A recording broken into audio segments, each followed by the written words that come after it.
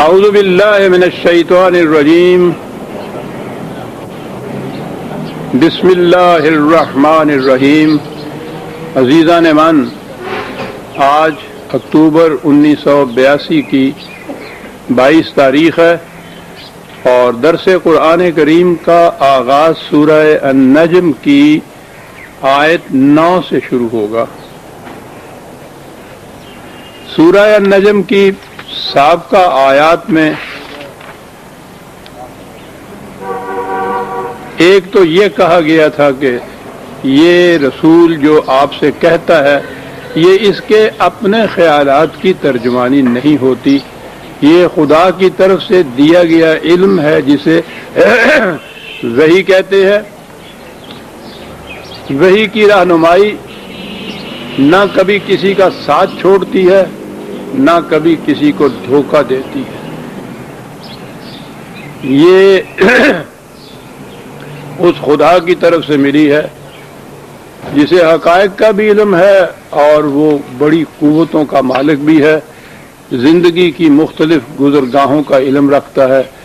اس لیے انسانی زندگی کے انفرادی تقاضے ہوں یا اجتماعی مسائل، کوئی بھی ایسی بات نہیں کہ جو اس کی نگاہ سے چھپی ہو، اس لیے اس کے متعلق اس قرآن میں رہنمائی نہ آئی ہو۔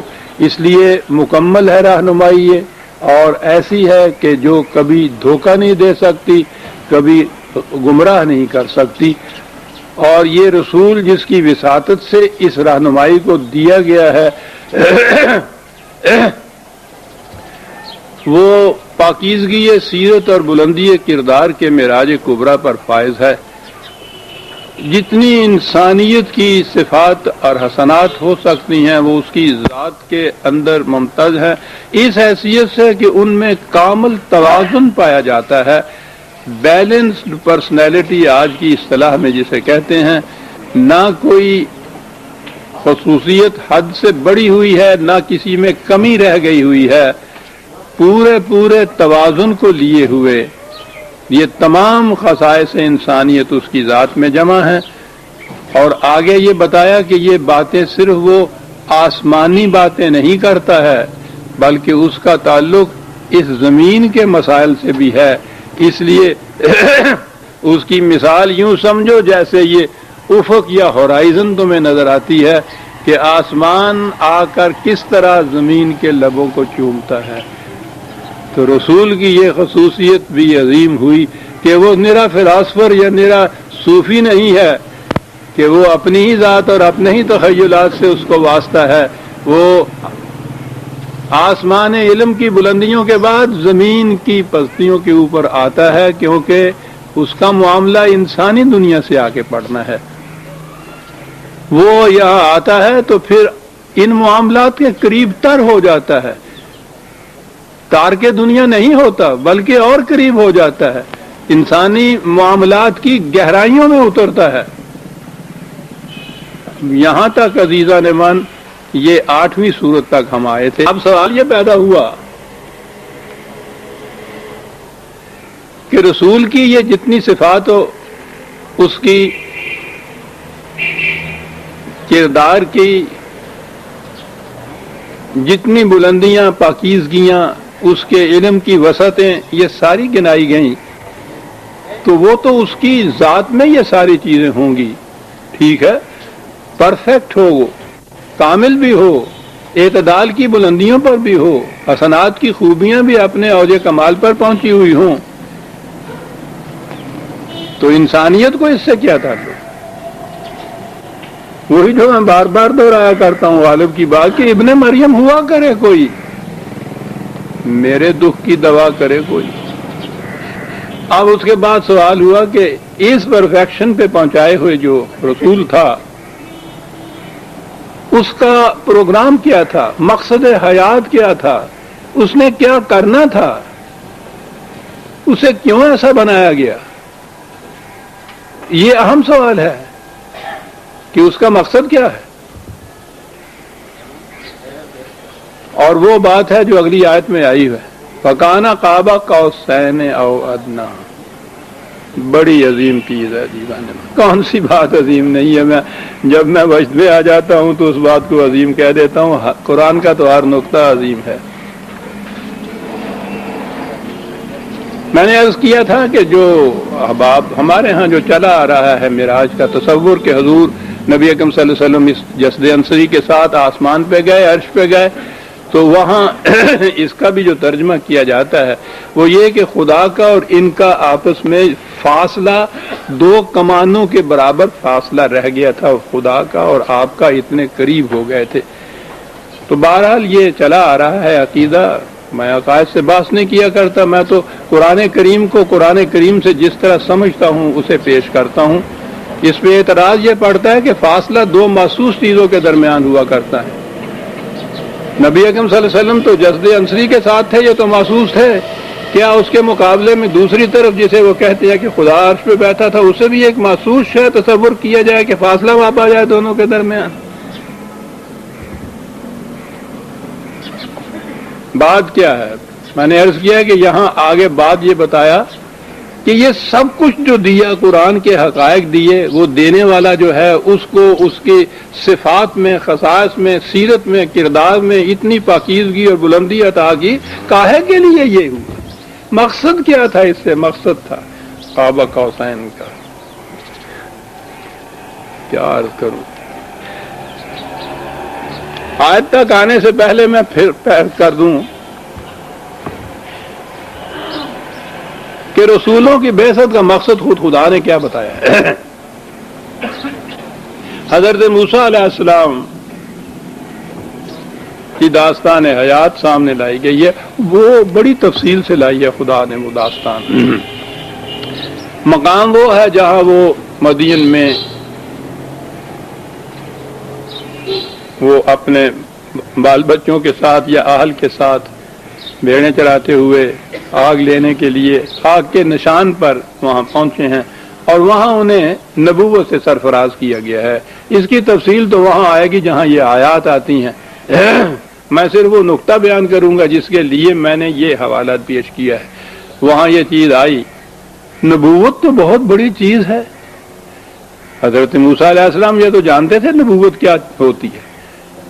یہ تصور میں بھی نہیں آ سکتا تھا کہ ان کو تاج نبوت سے سرفراز کیا جائے گا. جب یہ بات وہاں آئی تو تشکر اور احسان مندی کے جذبات سے وہ سر جھک گیا بارگاہ الہی کے اندر کہ یہ تو بڑا احسان عظیم ہے تم آپ کا جو مجھ پہ آپ نے یہ کیا ہے. کہا کہ موسیٰ یہ پہلا احسان نہیں ہے جو تم پہ کیا گیا ہے. بڑی خوبصورت ہے. سورہ طٰہٰ کی یہ آیات ہیں. 20/37 سے بات شروع کیجیے. اگر قرآن ہیں ساتھ نسخے تو دیکھیے کیا الفاظ ہیں. پہلی بات نہیں ہے یہ وَلَقَدْ مَنَنَّا عَلَيْكَ مَرَّةً أُخْرَىٰ. ان احسانات کا سلسلہ تو بہت پیچھے سے چلا آ رہا ہے تمہاری پیدائش کے وقت سے، جب تمہارے لیے یہ انتظام کیا گیا کہ تم فرعون کے محلوں میں پہنچو. بنی اسرائیل کے گھرانے کا یہ ایک بچہ ہے، محکوم اور غلام قوم کا. آخر میں جا کے اس نے ٹکراؤ پیدا کرنا ہے فرعون اور فرعون کی سیاست سے. اپنے اس ماحول کے اندر رہتے ہوئے تو اسے پتہ ہی نہیں چل سکتا تھا کہ محلاتی سیاست ہوتی کیا ہے. اور جب اس کا علم ہی نہیں ہو سکتا تھا اسے، تو یہ اس کا مقابلہ کیسے کر سکتے تھے. اب اس محکوم قوم کے گھرانے میں پیدا ہونے والے بچے کو ان معاملات کا عملی تجربہ کرانا مقصود تھا. اس کے لیے اسے فرعون کے محل میں بھیجا گیا. پرورش وہاں ہوئی. کہنے لگے کہ موسیٰ یہاں سے بات شروع ہوئی تھی. پھر اس کے بعد یہ نہیں تھا کہ تم نے شہزادہ بننا تھا، فرعون کے بعد فرعون کی طرح ایک بادشاہ بننا تھا. تمہیں تو انسانوں کے مسائل اور عوام کے جو مسائل ہیں ان کو حل کرنا تھا. تو ان کا بھی تو تجربہ ضروری تھا. تو وہاں سے گزار کے تمہیں مدین کے میدانوں میں بھیجا گیا. اور بہترین تجربہ ہوتا ہے ریوڑ چرانے سے. بڑی عجیب چیز ہے یہ. وہاں تم نے 12 برس تک زندگی بسر کی، عوام میں زندگی بسر کی، فطرت کی فضاؤں میں زندگی بسر کی، ریوڑ چرائے، ان کے معاملات سنوارے، یہ کچھ کرتا ہوا چلا گیا تم. اور اس کے علاوہ وَفَتَنَّاكَ فُتُونًا، کتنی ہی کٹھالیاں تھیں جن میں سے تمہیں گزارا گیا اور اس طرح سے اس سونے کو کندن بنایا گیا. کیا الفاظ ہے صاحب. بہت سی کٹھالیاں تھیں جس میں سے تمہیں گزارا گیا. یہ کاہے کے لیے یہ سب کچھ کیا گیا؟ ٹھیک ہے تمہارے اندر ایک تبدیلی پیدا ہو رہی تھی، ان تمام کٹھالیوں میں گزرنے تھے، لیکن یہ کچھ تمہاری خاطر نہیں کیا جا رہا تھا. عزیزان من سنیے، وہ جو کہتے ہیں نا کہ خدا کی دین کا موسیٰ سے پوچھئے حوال، آگ لینے کو جائے پیمبری مل جائے. یعنی ویسے ہی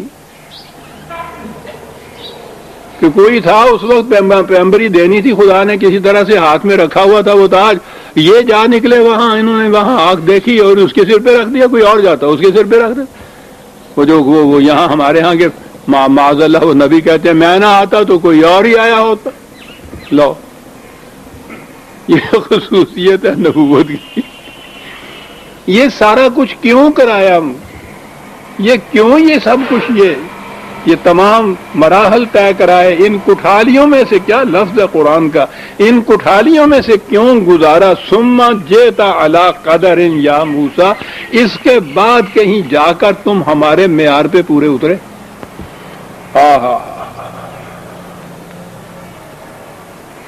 ٹھیک ہے جی، معیار پہ پورے اترے تو کوئی ان کا کام رکا ہوا تھا حضرت موسیٰ علیہ السلام کا، جس کے لیے یہ سارا کچھ بنایا گیا.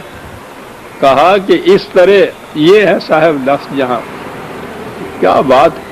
وَاسْتَنَعْتُكَ لِنَفْسِي، اور اس طرح ہم نے تمہیں اپنے لیے چن لیا.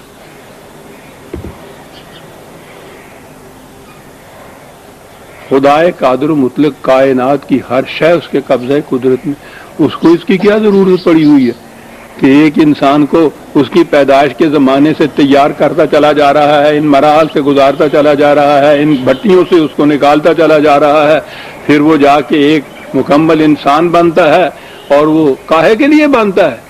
خدا کہتا ہے ہم نے تمہیں اپنے لیے چن لیا. سطحی نگاہ پہ یوں نظر آتا ہے جیسے اللہ میاں کا کوئی کام معاذ اللہ اٹکا ہوا تھا اور وہ تنہا اس کو کر نہیں سکتا تھا، ضرورت تھی کسی اور کی. اس طرح سے اس کو تیار کیا ایک رسول کو، اور پھر اس کو کہا کہ لو بھئی یہ ہمارا کام ہے، یہ اب تم کر دو. ہم سے اکیلے نہیں ہو سکتا تھا، یا ہم سے ہو ہی نہیں سکتا تھا، تم کر سکتے ہو. خدا کے متعلق تو یہ تصور ہی نہیں. بڑی عظیم چیز، رسول کو خدا اپنے کسی کام کے لیے تیار کرتا ہے. کیا کام تھا وہ جسے کے متعلق کہا کہ ہم نے تمہیں اپنے لیے چن لیا؟ کہا کہ ارشاد فرمائیے، کہا اذهبا الی فرعون انه طغى، جاؤ فرعون کی طرف، وہ بہت سرکش ہو گیا ہے، دودھ فراموش ہو گیا ہے، ساحل آشنا ہو گیا ہے. اس کی طغیانیاں نو انسانی کو سیلاب کی طرح بہا کے لیے چلی جا رہی ہیں. ہم نے تمہیں اپنے لیے چن لیا، فرعون کی طرف جاؤ اور اس کی سرکشی کا جواب دو. یہ ہے خدا کا ایک مقصد جس کے لیے تیار کیا جا رہا ہے اس رسول کو، فرعون کی سرکشی کو. کاہے کے لیے؟ محکوم مغلوب مقہور بنی اسرائیل کو اس کے پنجہ استبداد سے چھڑانے کے لیے.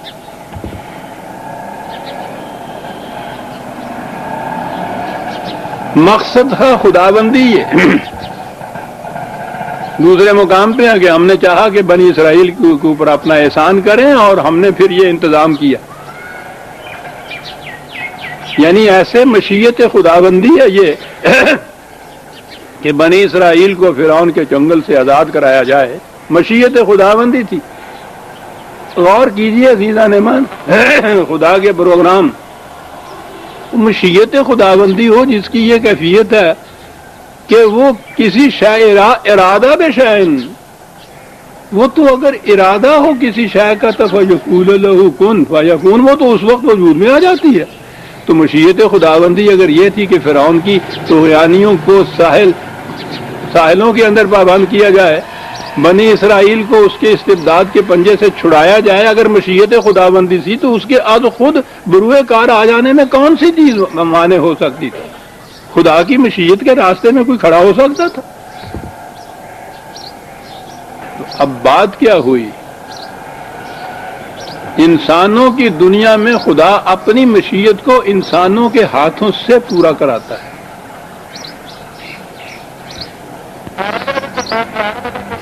یہ ہے اصل چیز. اسے سمجھ لینے سے قرآن کے بے شمار مقامات سمجھ میں آ جاتے ہیں. منسوب وہ اپنی طرف کرتا ہے، ہم نے یہ کیا، ہم نے یہ کیا، ہم نے فرعون کی طغیانیوں کا اس کو مزہ چکایا، ہم نے اس کی تباہی کا سامان پیدا، ہم نے اس کے ساتھ یہ کیا، وہ ہم نے یہ کچھ کرتا ہے. اور ہم نے کی کیفیت یہ ہے کہ وہ تیار کر رہا ہے ایک شخص کو اس مقصد کے لیے، وہ کہتا ہے وہ جاؤ جو ہم نے کرنا تھا کرو جا کے. تقدیر کی گرہیں کھل جاتی ہیں عزیزان ایمان اس مشکل ترین مسئلے کی، جو ارسطو کے زمانے سے لے کے حضور کے وقت تک نہیں، آج تک بھی فلاسفروں کے نزدیک لا ينحل مسئلہ بنا ہوا ہے. قرآن یوں اس کو گرہ کو کھول کے رکھ دیتا ہے. کیونکہ مشیت اس کی وہ ہوتی ہے، اس لیے وہ اپنی طرف منسوب کرتا ہے کہ ہم نے یہ کرنا تھا. وہ خود بخود نہیں کرتا آ کر. اتنی بڑی قدرت، اتنا بڑا اقتدار خود بخود کرنے کا، اتنا اقتدار رکھنے کے باوجود وہ خود نہیں کرتا. انسانوں کی دنیا میں آ کے وہ اپنی مشیت کو انسانوں کے ہاتھوں سے پورا کراتا ہے.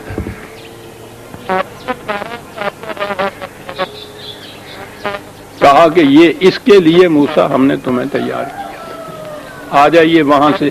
تو گویا یہ میں نے اس لیے یہ عرض کیا ہے کہ یہ بات اصولی بات سمجھ میں آ جائے کہ خدا اپنے پروگرام کو، اپنی مشیت کو انسانوں کی دنیا میں نافذ کس طرح سے کرتا ہے.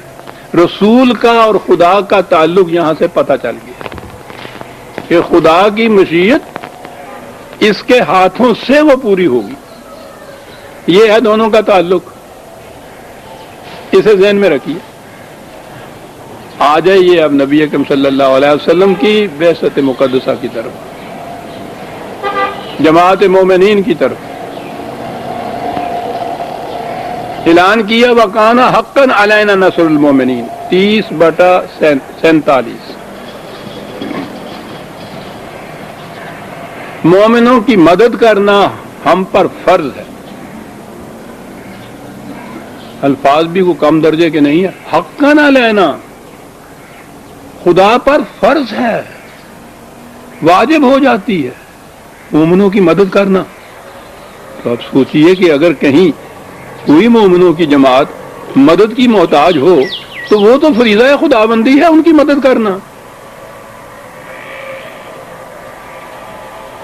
یہ مدد کیسے ہوتی ہے؟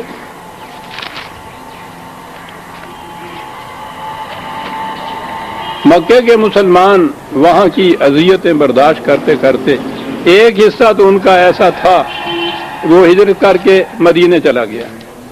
وہاں جا کے انہوں نے اپنی مملکت بھی قائم کر لی.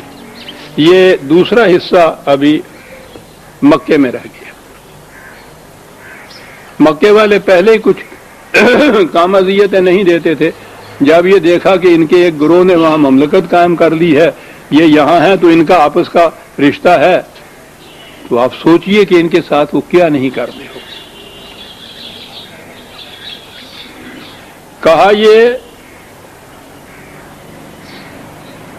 کہ ان مکے کے مستضعفین نے، مظلوموں نے خدا سے فریاد کی کہ ہمارے لیے کچھ انتظام کر، ہم یہاں سے نکل نہیں سکتے، کوئی ہماری مدد کو آ نہیں سکتا، اور یہاں کی اذیتیں اور تکلیفیں ناقابل برداشت ہو گئی ہیں.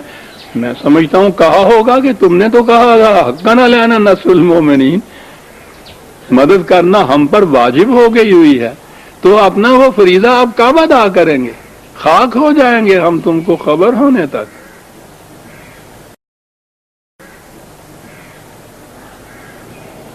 معلوم ہے کیا جواب دیا؟ ان سے کچھ نہیں کہا. مدینہ کے مسلمانوں سے کہا کہ جن کے پاس اب اتنا سامان ہو گیا تھا کہ وہ اپنی مدافعت بھی کرتے اور دوسرے کی مدد بھی. مدینہ کے مسلمانوں سے کہا کہ مالکم لا تقاتلون فی سبیل اللہ، وہ تمہیں کیا ہو گیا ہے ان کی مدد کے لیے اٹھتے نہیں ہو؟ یعنی وہ خدا سے پکار رہے ہیں ہماری مدد کر. خدا نے کہہ رکھا ہے کہ ہم پر واجب ہو جاتی ہے یہ مدد مومنین کی. وہ پکار رہے ہیں، خدا کیا کر رہا ہے؟ مدینہ کے مسلمانوں سے کہتا ہوں کیا ہو گیا ہے تمہیں؟ آگے ہے بات، والمستضعفین من الرجال والنساء والولدان الذین یقولون ربنا اخرجنا من هذه القرية الظالم اهلها واجعل لنا من لدنك وليا واجعل لنا من لدنك نصيرا ہوگا. کہاں سنتے نہیں ہو کہ وہ وہاں مکے کے مظلوم کس طرح سے پکار رہے ہیں ہمیں کہ اے خدا یہاں سے نکالنے کا کوئی سامان پیدا کر، یہاں رہتے ہوئے ہمارے لیے کوئی مددگار کہیں پیدا کر، کوئی مدد کا انتظام کر. وہ سنتے نہیں ہو مدینے کے مسلمانوں، وہ کس طرح خدا ہمیں پکار رہے ہیں اور تم اٹھتے نہیں ہو. بات صاف ہو گئی.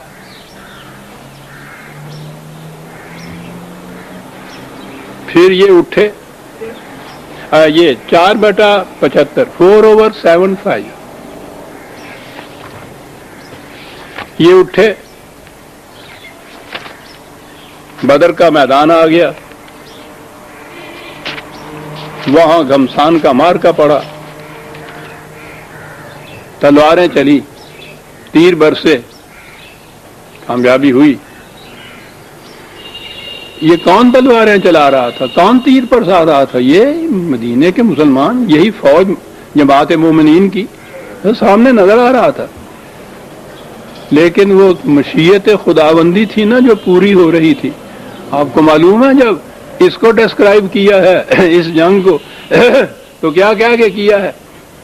فَلَمْ تَقْتُلُوهُمْ وَلَكِنَّ اللَّهَ قَتَلَهُمْ. انہیں تم قتل نہیں کر رہے تھے، ہم قتل کر رہے تھے. لو بھائی،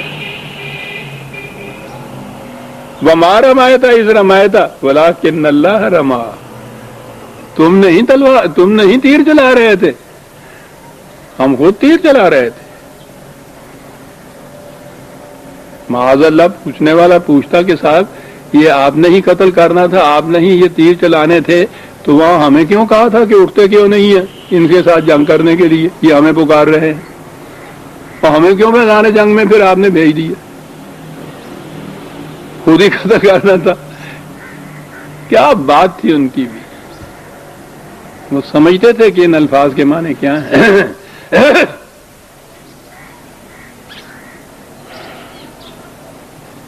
وہ چیز یہ درس میں وہ غالب کا شعر متعدد بار آ چکا ہے، جس کے متعلق میں نے کہا تھا کہ نعت کی دنیا میں کم از کم میری نگاہ سے اس سے بہتر شعر نہیں گزرا.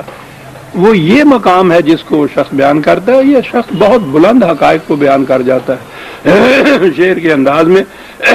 غالب کو یہ چیز نصیب تھی، اس کے بعد اقبال کو یہ چیز آئی تھی، لیکن غالب کا انداز اپنا ہے. اس حقیقت کو آپ دیکھیے کن الفاظ میں استعمال کرتا ہے. کیا کہتا ہے غالب؟ تیر قضا ہارائینہ در ترکش حق است. یہ ٹھیک ہے، قضا کے تیر خدا کے ترکش کے اندر رکھے ہوئے ہوتے ہیں. ترکش جانتے ہو نا، جس کے اندر تیروں کا مٹھا ہوتا ہے، وہاں سے ایک ایک تیر نکال کے چلاتے ہیں. تیر قضا ہارائینہ در ترکش حق است لیکن کشاد یہاں سے کمان محمد است. تیر نکلتا ہے خدا کی قضا کا محمد کے کمان سے. یہ کمان نہ ہو تو تیر دھرے کے دھرے رہ جاتے ہیں، مظلوم پس جاتے ہیں، مقہور پامال ہو جاتے ہیں، ان کی چیخیں کوئی نہیں سنتا. براہ راست خدا کا تیر ترکش سے نہیں نکلتا. یہ کیوں مظالم ہوتے ہیں؟ یہ کیوں ہے کہ غریب کی کوئی نہیں سنتا، غریب کی خدا نہیں سنتا، محمد کی کمان نہیں ہوتی، اس لیے یہ سب کچھ ہو رہا ہوتا ہے. ایک جماعت کی ضرورت ہے جو مشیت خداوندی کو پوری کرے اپنے دست و گریباں سے. یوں مشیت خداوندی کار فرما ہوتی ہے عزیزان من. لیکن کشادیاں سے کمان محمد است. اور اب آ جائیے، اس لفظ کمان نے بات ساری واضح کر دی. فکانا کعبہ کا حسین او ادنا. کہا رسول اس طرح سے خدا کا یہ پروگرام کہ وہ صاحب قوت بھی ہے، علم بھی رکھتا ہے، شدید القوا بھی ہے، ذو مرتن بھی ہے، یہ سب کچھ تو وہ خدا ہے، لیکن اس کے ساتھ اس رسول کو تیار کیا گیا ہے۔ اب خدا اور رسول کا تعلق کیا ہے؟ وہ یہ ہے عزیزان من، قاب قوسین او ادنا۔ عربوں کے ہاں یہ روایت چلی آ رہی تھی کہ دو شخصوں نے جب آپس میں انتہائی رفاقت اور دوستی کا معاہدہ کرنا ہوتا تھا تو اس کی عملی شکل، وہ محسوس شکل اس کی یہ ہوتی تھی کہ وہ دونوں اپنی اپنی کمانیں لیتے تھے، دو کمانیں، ان کو اکٹھا ایک دوسرے کے اوپر رکھتے تھے، دو کمانیں، اور وہ کمانوں کے نیچے وہ جو چلہ ہوتا ہے وہ ایک دوسرے کے اوپر آ جاتا تھا، وہ ایک ہو جاتا تھا۔ کمانوں کی قوسیں دو ہوتی تھیں، وہ قوسین ہوتی تھی، نیچے یہ ایک ہوتا تھا جسے کاپ کہا جاتا تھا، وہ دونوں ایک اس کو کھینچتا تھا، دوسرا کمان کو کھینچتا تھا، وہ تیر چلاتے تھے، اور اس کو کہتے تھے کہ پختہ ترین رفاقت اور دوستی کا معاہدہ۔ کعبہ قوسین کے یہ معنی ہیں دو کمانے، ایک چلہ، دو چلانے والے، ایک رفاقت۔ عزیزان من کیا بتاؤں یہ قرآن کیا ہے۔ اور پھر یہ بات ذرا کہ جی کس طرح سمجھ گئے تھے وہ حضور کے زمانے کی اولی مخاطب، وہ عرب جو تھے، وہ جہلا جو تھے، وہ اس طرح سمجھ گئے تھے۔ قرآن کہتا ہم نے ان کی زبان میں اسے نازل کیا تھا، یہ ان کی زبان تھی، وہ جانتے تھے کعبہ قوسین کس کو کہتے ہیں، وہ تو یہ کرتے تھے روز۔ خدا اور رسول کا تعلق باہمی جو ہے وہ اس قسم کی باہمی رفاقت کا تعلق ہے جس طرح کعبہ قوسین والے دو دوست آپس میں رفیق بنا کرتے ہیں۔ آؤ ادنا اس سے بھی زیادہ کریے، آؤ ادنا کیا کہ اور بات پختہ کی ہے۔ ہو سکتا ہے کہ یہ تو کبھی زندگی میں کسی تلخ تجربے کے بعد توڑ بھی دیں۔ آؤ ادنا کے معنی یہ ہیں کہ یہ ٹوٹ ہی نہیں سکتا، یہ جو معاہدہ ہے آپس میں کیا گیا۔ اب آ گئی بات سمجھ میں عزیزان مان کہ رسول خدا شدید القوا ہونے کے باوجود اپنے پروگراموں کو خود کیوں نہیں تکمیل کر پہنچا رہا تھا؟ رسول کو ایسا کیوں بنایا گیا تھا؟ جتنی پہلے صفات سامنے آئی ہیں، استوا تھا، وہ آسمان کی بلندیوں سے زمین کی پستیوں پہ اتر رہا ہے، وہ سماوات والارض دونوں اس کے ساتھ ہیں، افق اعلیٰ کے اوپر ہے، یہ سب کچھ وہ خدا، یہ اس طرح تیار کردہ رسول، باہمی تعلق ان کا کعبہ قوسین والی رفاقت، اس سے بھی زیادہ اور محکم رفاقت۔ اس رفاقت کے بعد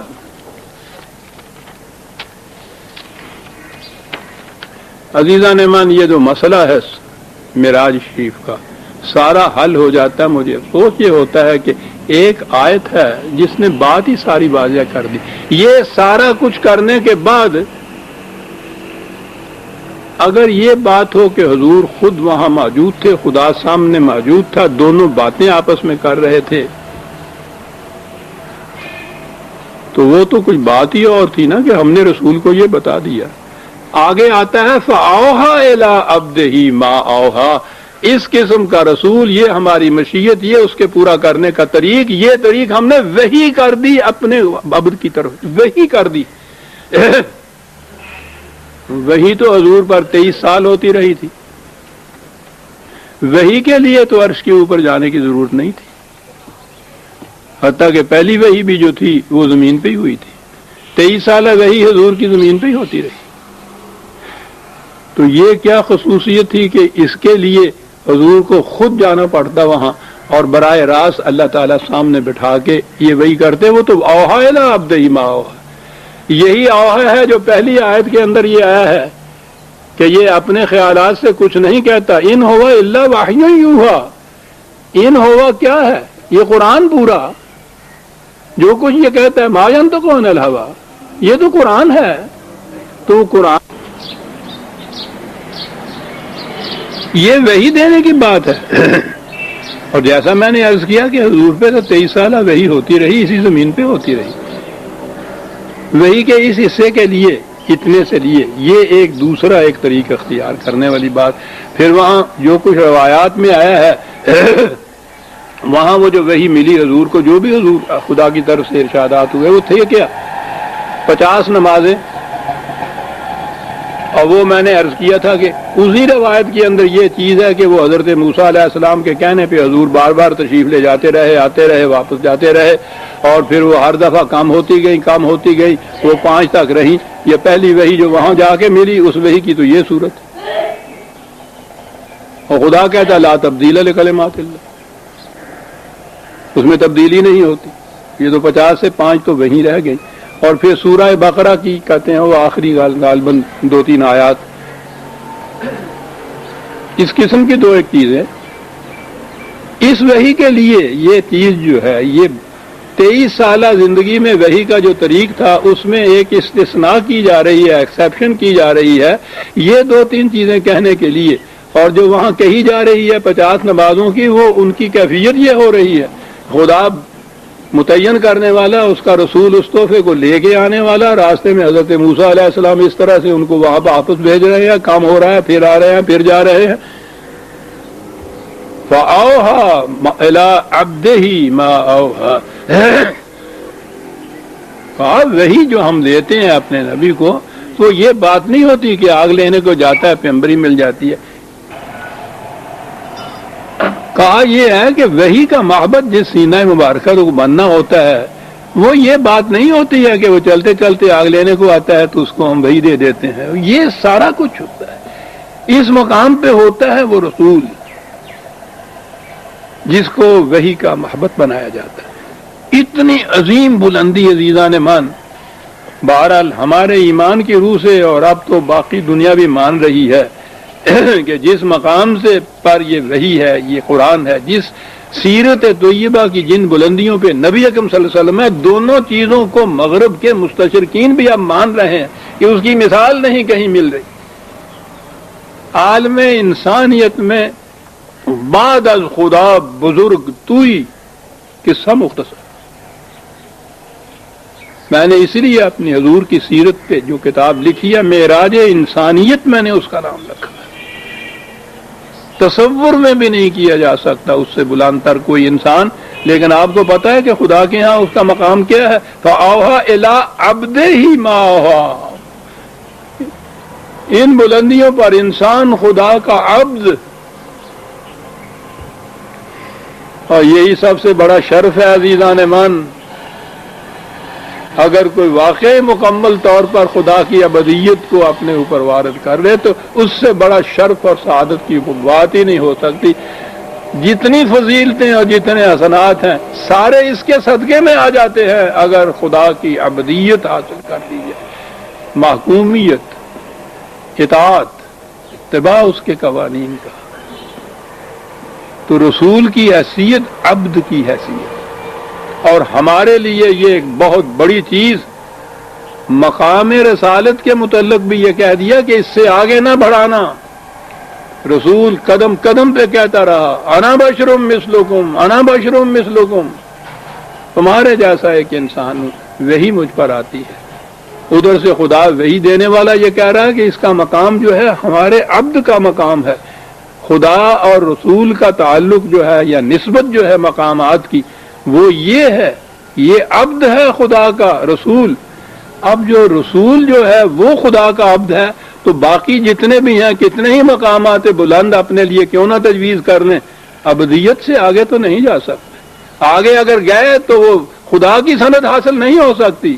وہ تو رسول کو بھی اپنا عبد کہتا ہے، تاب دیگراں چیر ست۔ فَأَوْحَىٰ إِلَىٰ عَبْدِهِ مَا أَوْحَىٰ، یہ وہی کیا ہے؟ میں نے عرض کیا تھا کہ یہ عجیب جلیل صورت ہے صاحب، ایک ایک دو دو لفظوں کی ایک ایک آیت ہے، کائنات کی حقیقتیں سمٹ کے آ گئی اس کے اندر۔ وہی کیا ہے؟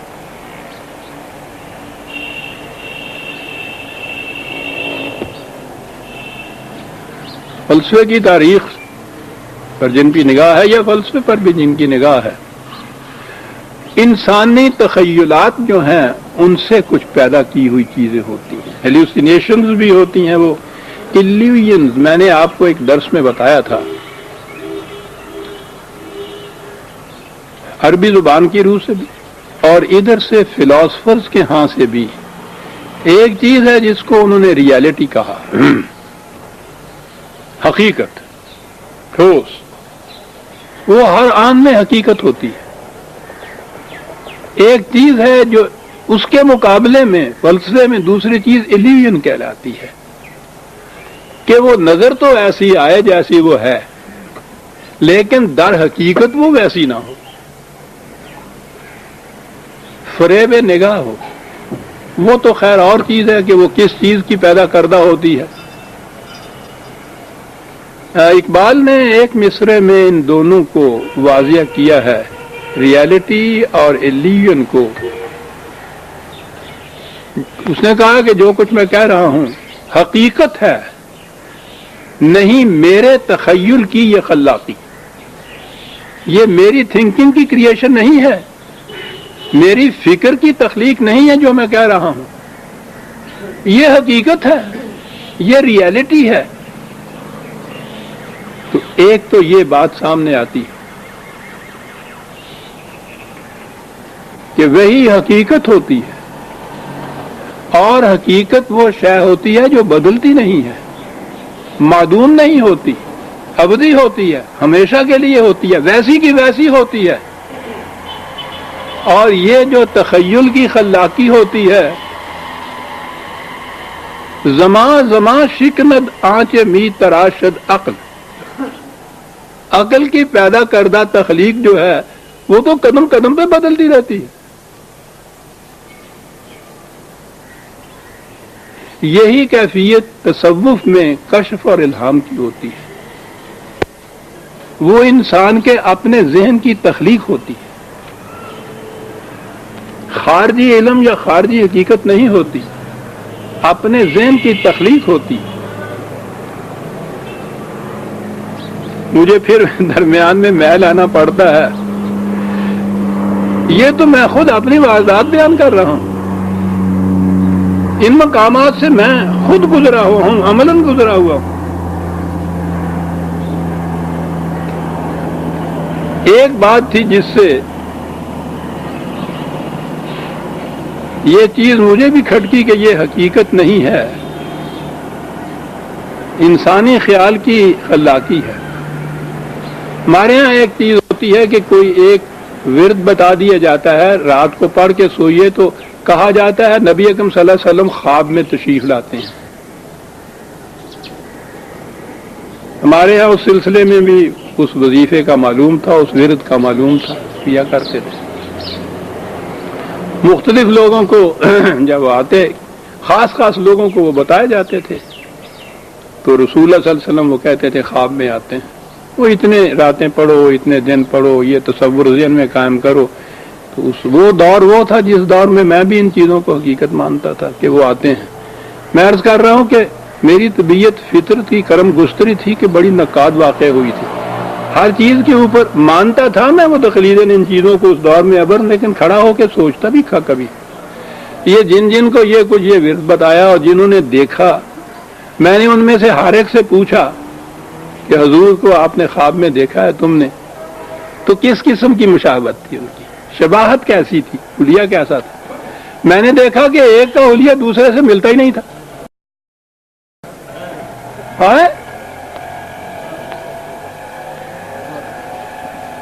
میں عرض کروں گا، مجھ سے پوچھا جاتا ہے کہ تم نے یہ تصور چھوڑا کیوں تھا؟ یہ چیزیں تھیں، یہ میں ان میں سے ایک بات بتا رہا ہوں آپ کو۔ میں تو نہ کسی چیز کو یوں اختیار کرتا ہوں، نہ اسی طرح سے جھٹک کے چھوڑتا ہوں۔ اللہ بھیا نا کھڑا ہو گیا میں کہ یہ کیا چیز ہے۔ اگر حضور ہی تشریف لاتے ہیں خواب میں تو وہ تو ہر ایک کے خواب میں وہی ہونے چاہیے۔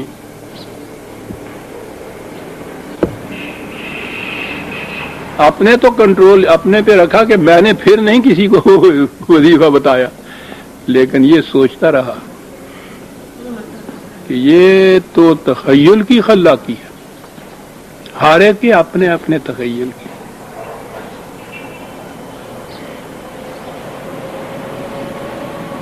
کتنی دور سے عمر رفتہ کو آواز دینی پڑتی ہے، اور اس کی بعض جزیات ایسی ہیں جن کو میں بھولتا نہیں ہے.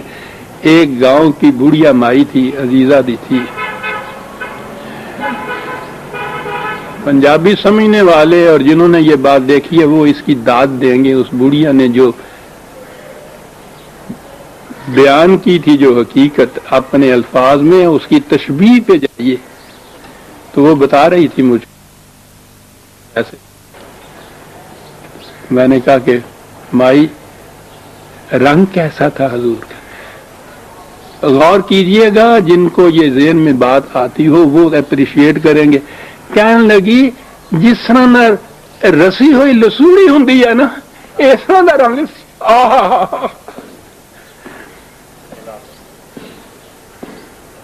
اپنی زبان میں، اپنے مشاہدے میں وہ بھی کیا کہہ گئی.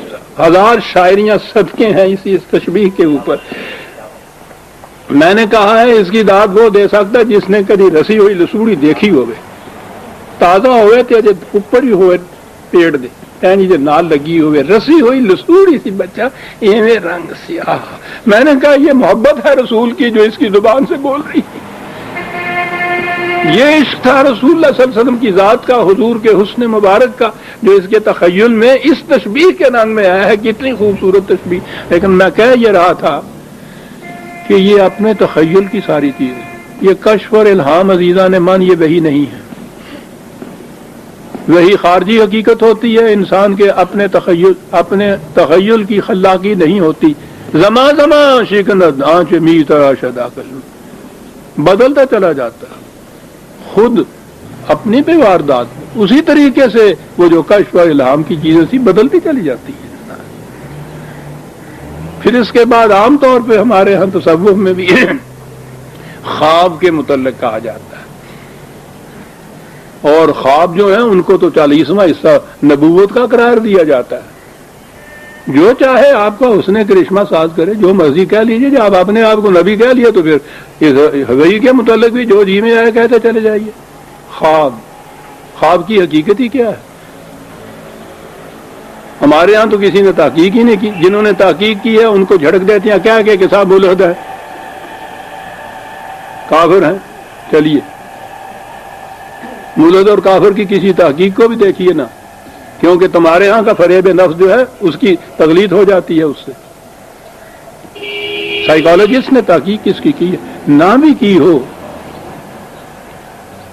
خواب کا معاملہ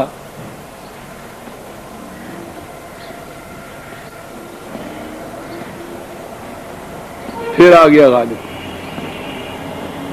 کیا باتیں کر جاتا ہے یہ شخص.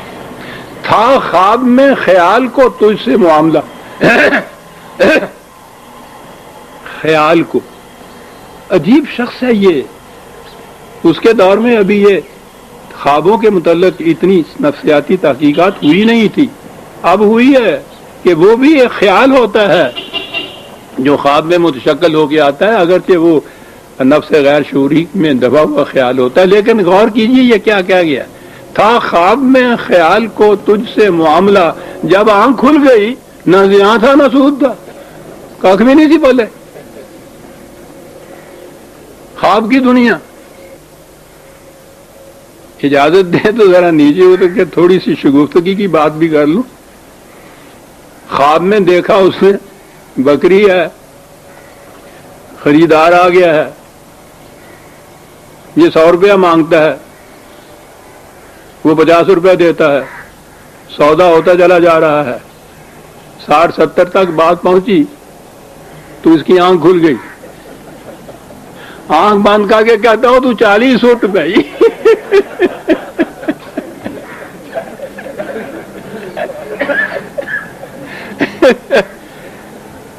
لیکن خواب میں دوبارہ آنکھ بند کرنے سے تو وہ خواب آتا ہی نہیں کبھی. لگ جاندہ گاگ جڑا ہوتا ہے. تھا خواب میں خیال کو تجھ سے معاملہ، جب آنکھ کھل گئی نہ زیاں تھا نہ سود تھا. قرآن کہتا چلا جا رہا ہے کہ وہی ان چیزوں سے بالکل الگ حقیقت ہوتی ہے، وہ تخیل کی خلاقی نہیں ہوتی، وہ تصورات کی دنیا کے بنی ہوئی چیزیں حقیقتیں جو بن کے تمہیں علیون دکھائی دیتی ہیں وہ نہیں ہوتی، خوابوں کے معاملے وہ نہیں ہوتے، وہ حقیقت ہوتی ہے۔ دلیل کیا ہے؟ کہا کہ خواب میں، ایلین میں، ہیلوسینیشن میں، نگاہ کی فریب کاری میں جو کچھ نظر آتا ہے، جب وہ چیز نہیں رہتی تو دل اس کی تصدیق نہیں کرتا کہ وہ واقعی بات ٹھیک تھی، دل نہیں تصدیق کرتا، نگاہ کا فریب ہوتا ہے، فریب کھل جاتا ہے، دل خود تھا اس کے متعلق کیا دیتا ہے کہ ہاں یہ چیز تو میری آنکھوں کا فریب تھا۔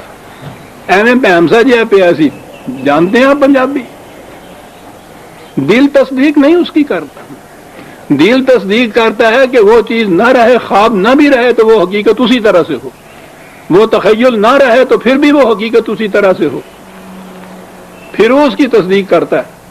کہا کہ ہم نے اپنے عبد کی طرف اس مقام پہ پہنچ کے وحی کی، اور وحی کی کیفیت یہ تھی کہ ما کذب الفؤاد ما رأى، جو کچھ دیکھا اس نے، اس کے دل نے اس کی تکذیب نہیں کی۔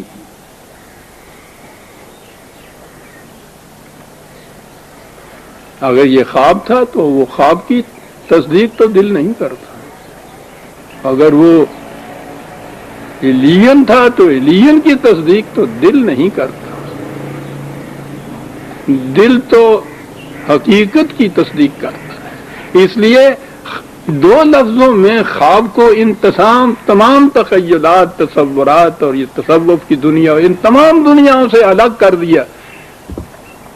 ما کذب الفؤاد ما رأى،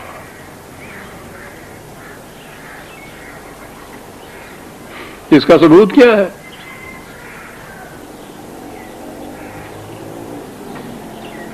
کہ نبی کی آنکھ نے جو کچھ دیکھا اس کے دل نے اس کی تصدیق کی ہے، تکذیب نہیں کی ہے۔ کیا ثبوت ہے؟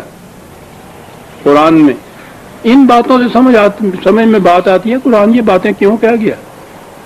آنکھ کھل گئی، دیکھا، حقیقت تھی، دل نے تصدیق کی تو کیا ہوا؟ آمن الرسول بما انزل علیہ من ربہ والہ، سب سے پہلے یہ خود ایمان لایا اس بات کے اوپر کہ یہ واقعی خدا کی طرف سے عطا کردہ وحی ہے، رسول ایمان لایا۔ کیا ضرورت تھی کہنے کی ضرورت یہ تھی کہ وہ وحی کے بعد بھی یہ بات نہیں تھی کہ رسول نے کہا کہ پتہ نہیں میری آنکھوں نے جو کچھ دیکھا ہے وہ واقعہ ہے یا نہیں، وہ حقیقت ہے یا نہیں۔ اس کے بعد بھی اس نے دیکھا، حقیقت ہے تو حقیقت ہی تھی، تو پھر اس کے اوپر ایمان لایا، نبی ایمان لایا اس چیز کے اوپر جو اسے وحی کی گئی تھی۔ کیا بات ہے صاحب! ایمان کے متعلق تو قرآن نے کہا ہے نا کہ مومن وہ ہیں کہ جب خدا کی آیات بھی ان کے سامنے پیش کی جائیں تو وہ اندھے بہرے بن کر اس کے اوپر نہیں جھک پڑتے۔ تو ایمان کا تقاضا تو عقل و فکر کی روح سے کسی چیز کو ماننے کا ہے نا، دل تصدیق کرے گا تو اس طرح سے مانے گا رہے انسان۔ وہی آئی رسول کے اوپر بھی ایمان ہے ہمارا کہ حضور کو اس کے اوپر ایمان ہوگا، لیکن وہ خدا نے جو طریق بتایا تھا ایمان لانے کا، نبی نے بھی وہ اختیار کیا اپنی وحی کے متعلق۔ آمن الرسول،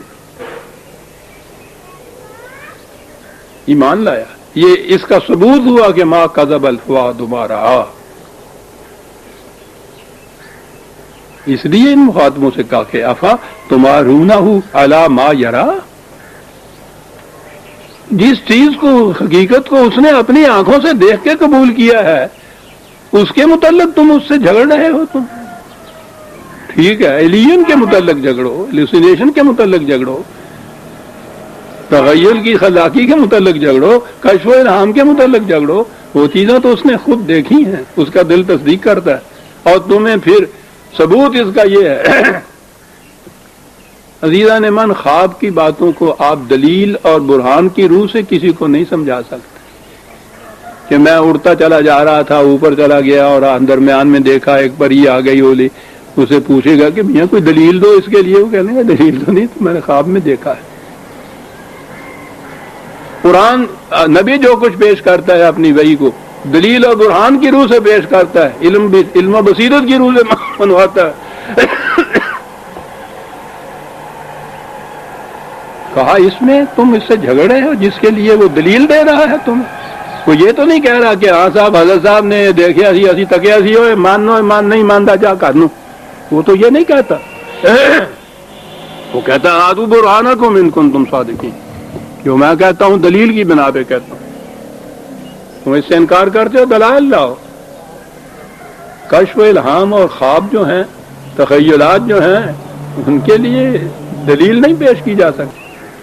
عجیب دنیا ہے یہ وحی کی، سرچشمہ وحی، کائنات سے ماورا علم وحی حاصل ہوتا ہے، اپنی فکر کا اس میں کوئی دخل نہیں، لیکن جو وحی ہے اس کو خالص فکری طریقے کے اوپر پیش کیا جاتا ہے، ہر قسم کی فکری دلائل کے اوپر پورا اترتا ہے، وہ کہ جس کا علم حاصل ہونا فکر کی بنیاد پہ نہیں ہے، یہ ہے وحی عزیزان من۔ کہاں سے اس کی مثال کو لے آئے گا؟ وہ جو قرآن کہتا ہے کہ لاؤ، اس کی مثال لا ہی نہیں سکتا کوئی۔ علامہ جرا، اگلی بات اور 23 سال تک یہ وحی ملتی رہی حضور کو۔ میں نے عرض کیا ہے نا کہ خواب کی دنیا میں ایک خواب جو آپ کو آ جائے، لاکھ کوشش کیجئے، ہو سکتا ہے کہ اس کے کچھ خد و خال دوسری دفعہ آ جائیں آپ کے پاس، وہ تمام خواب کی جزیات دوبارہ ساری عمر کبھی نہیں آتی۔ محض کوئی چیزیں نمایاں جو تمہارے تخیل کے اندر زیادہ جنہوں نے گرفت کی ہو وہ تو کبھی دوبارہ آتی ہیں، تمام جزیات کے ساتھ دوبارہ نہیں آتی۔ خواب ایسا نہیں ہوتا، یہ جتنی تخیل کی خلاقیاں ہوتی ہیں، ایلیجنز ہوتے ہیں، وہ بھی دوبارہ اس طرح سے نہیں آتے۔ کہا کہ اس نے تو وَلَقَدْ رَآهُ نَزْلَةً أُخْرَىٰ، یہ وہ چیز ہے کہ بار بار اس کو وہی وحی ہوتی ہے جس میں کوئی تبدیلی نہیں ہوتی، یہ ہے وہ وحی جو اس کو ہوتی ہے۔ آپ دیکھ رہے ہیں کہ اس صورت کے اندر یہ ابھی ہم 12ویں آیت تک 13ویں تک ہی آئے ہیں، دو لفظوں کے اندر کیا کیا حقائق کی دنیا مستور چلی آ رہی ہے۔ وہ حقائق جن کا تعلق میٹا فزکس سے ہے، ماورات طبیعیات سے ہے، فلسفے سے، سائنس سے ماورا ہے سرچشمہ اس کا، ان حقائق کو جاہلیت عرب کی زبان میں بیان کیا جا رہا ہے۔ بنیاد اس کی یہ ہے کہ وہ علم جو ہے ما ينطق عن الهوى، رسول کی اپنی فکر کا نتیجہ نہیں ہے، اور فکر کے ہر تقاضے کو پورا کرتا چلا جاتا ہے جو کچھ وہ وحی دی گئی ہے۔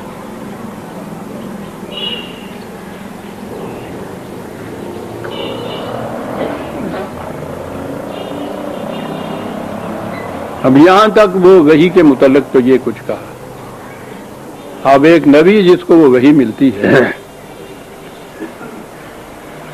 اور انسانی عقل،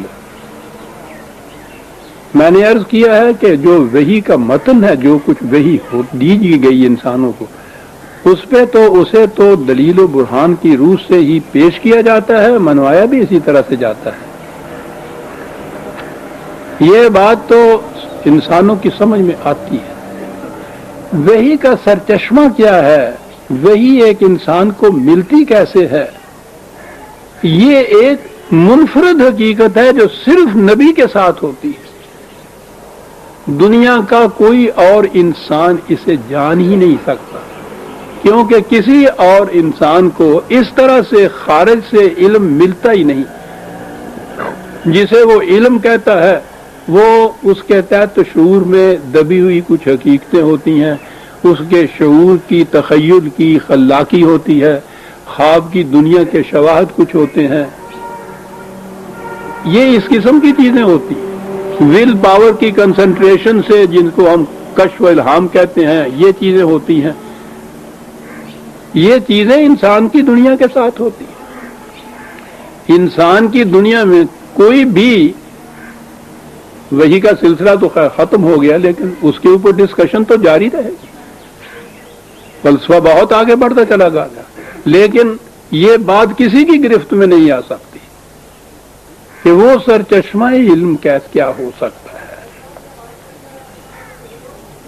کہ جس میں انسانی فکر کی کوئی دخل نہ ہو، اور وہ اس قسم کے حقائق اس کو براہ راست ملتے ہوں، اور وہ حقیقتیں ہوں اس کے ذہن کی، اس کا تخیل نہ ہو۔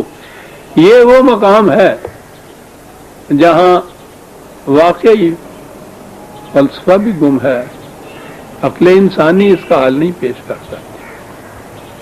وہی کی یہ بھی ایک خصوصیت ہے۔ وقت ہو گیا ہے اور اگلی آیت ہے اندہ سدرۃ المنتہا۔